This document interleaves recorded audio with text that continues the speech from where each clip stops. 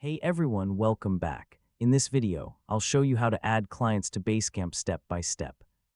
Basecamp lets you invite clients to specific projects so they can view updates, share feedback, and collaborate with your team without giving them access to everything in your account.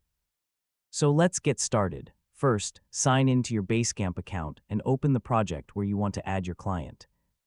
Make sure you have the necessary permissions to manage project members before continuing.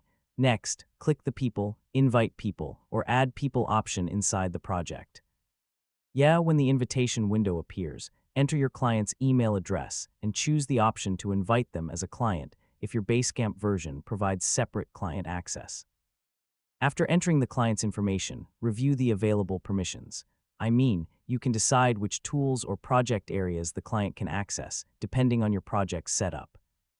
This helps you share only the information that's relevant while keeping internal discussions private. Now, click Send Invitation or Invite. Basecamp will send an email invitation to your client with instructions for joining the project. Once they accept the invitation and sign in, they'll appear in the project's member list and can begin collaborating based on the permissions you've assigned.